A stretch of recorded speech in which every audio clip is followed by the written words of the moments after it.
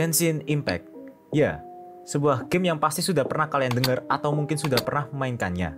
Sebuah game yang berhasil menjadi sebuah pondasi baru di industri game. Dan bahkan, jika kalian mungkin suka ngikut festival budaya Jepang, seperti gue, pasti sering melihat cosplayer-cosplayer dari game Genshin Impact. Tapi pernah gak kalian bertanya-tanya, mengapa Genshin Impact sebegitu sukses dan berhasil? Oke, tanpa basa-basi lagi, mari kita bahas game.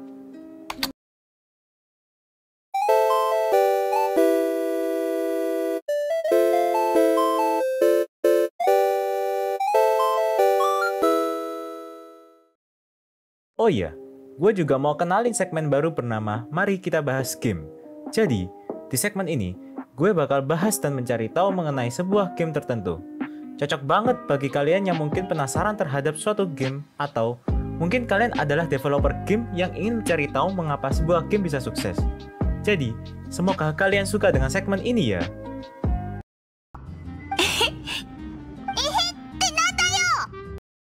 Sebelum gue masuk ke pembahasan mengapa Genshin Impact bisa sukses, gue mau bahas dulu mengenai game Genshin Impact itu sendiri, supaya kalian bisa memahami game Genshin Impact, terutama untuk kalian yang baru mulai main akhir-akhir ini. Jadi, game Genshin Impact merupakan sebuah game yang dirilis oleh developer bernama miHoYo yang sekarang mengganti namanya menjadi HoYoverse. Game Genshin Impact sendiri merupakan sebuah game yang memiliki genre open world, action, dan RPG. Game ini sendiri sebenarnya terinspirasi dari sebuah game yang fenomenal, yaitu The Legend of Zelda Breath of the Wild, yang sudah rilis duluan pada tahun 2017, terutama pada segi visual dan konsep gameplay. Bahkan, ada banyak YouTuber yang membandingkan game Zelda dan Genshin. Walaupun sekilas kelihatan mirip, tetapi Genshin Impact memiliki mekanik yang berbeda dari game Zelda itu sendiri, seperti yang pertama, sistem artifact, yang dimana pemain dapat membuat karakter mereka agar menjadi lebih kuat dengan menggabungkan beberapa artefak. Karena artefak tersebut dapat menambah status dari karakter tersebut, dan setiap artefak memiliki bonus status yang berbeda-beda. Jadi, ketika ingin membuat karakter menjadi kuat, pemain harus mengetahui kombinasi status dari artefak yang cocok untuk karakter tersebut. Yang kedua adalah sistem elemen. Sistem elemen pada Genshin Impact bisa dibilang cukup kompleks. Karena pada game Genshin Impact terdapat 7 jenis elemen yang berbeda. Lalu, elemen-elemen tersebut dapat dikombinasikan efeknya, sehingga dapat memberikan efek reaksi antara satu elemen dengan elemen lainnya. Dan jumlah reaksinya juga cukup banyak. Ya, kalian bisa lihat gambar yang menggambarkan efek tiap-tiap reaksi berikut. Benar-benar banyak bukan? Lalu, yang terakhir adalah fitur yang paling kita suka, yaitu gacha waifu. Gacha karakter. Sebuah fitur yang dimana kita membayar sejumlah uang in-game, lalu kita bisa mendapatkan karakter acak yang ada pada banner. Fitur ini mungkin sudah kalian pernah jumpai di game anime serupa lainnya, kayak Honkai Impact, Fate Grand Order, atau Blue Archive. Lalu, bagaimana Genshin Impact bisa populer?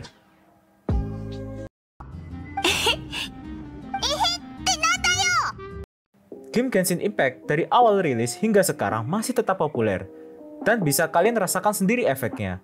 Seperti di YouTube, kalian pasti sering melihat banyak konten kreator yang membuat konten mengenai Genshin Impact, mulai dari build, animasi singkat, dan damage showcase. Lalu, banyak game yang mulai terinspirasi dengan konsep Genshin Impact itu sendiri, seperti Wuthering Waves dan Tower of Fantasy. Bahkan, kalau kalian sering datang ke festival budaya Jepang, kalian pasti sering banget menemukan orang yang cosplay sebagai karakter Genshin atau menemukan merchandise Genshin. Tapi, tahukah kalian? Bahkan, sebelum Genshin Impact rilis, Genshin Impact sudah cukup populer di kalangan gamer. Karena, Genshin Impact berhasil mendapatkan 10 juta pre-registrasi sebelum gamenya rilis. Lalu, kepopuleran tersebut masih terus berlanjut hingga sekarang. Bahkan, berdasarkan Google Trend, kepopuleran Genshin Impact masih terus stabil. Tapi bagaimana Genshin Impact bisa sepopuler ini?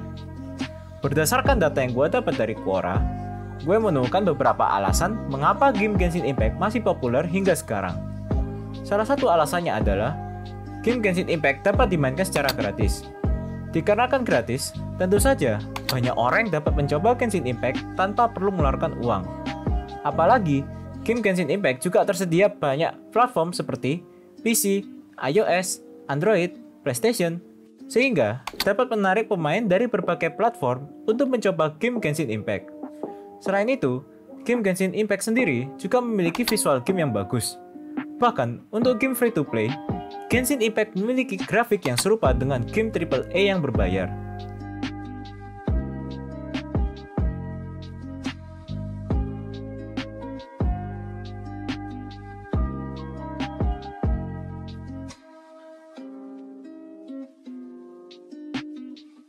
Tentu saja, dengan grafik yang sebagus ini, membuat banyak orang menjadi tertarik memainkannya.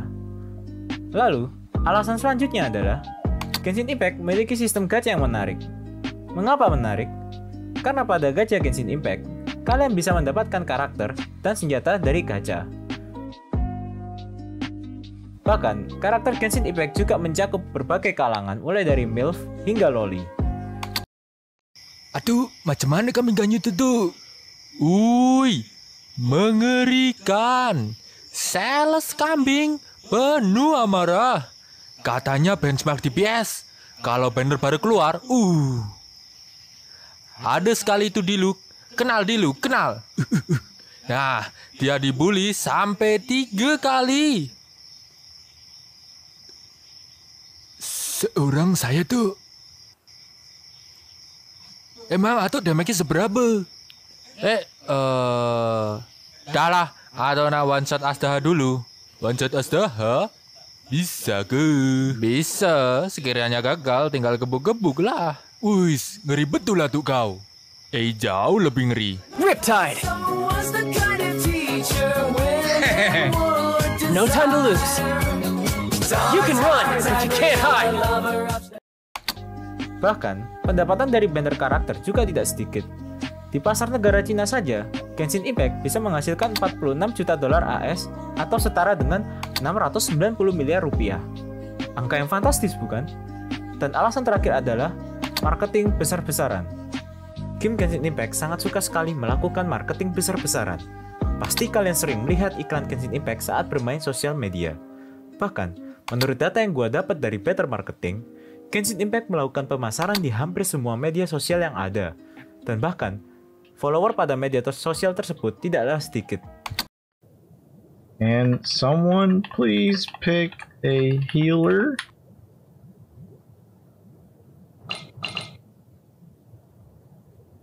Okay, only one please.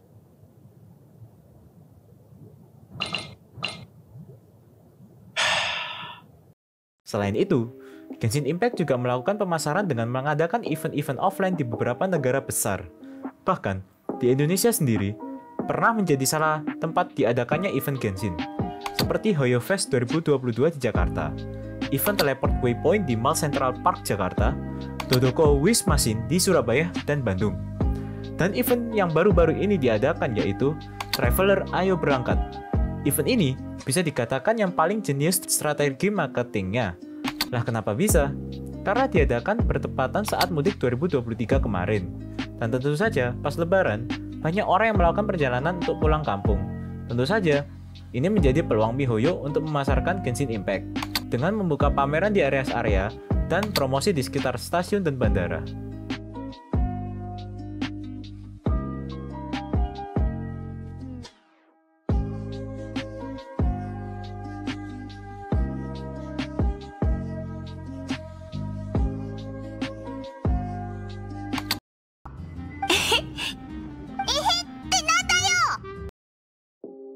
Jadi, apakah kalian masih bermain Genshin Impact hingga saat ini? Atau kalian sudah berhenti bermain? Jangan lupa komen di bawah ya pendapat kalian. Jika ada kekurangan di penjelasan gue, kalian bisa komen di bawah. Jangan lupa like dan subscribe channel ini ya. Sampai jumpa di video selanjutnya. Bye-bye.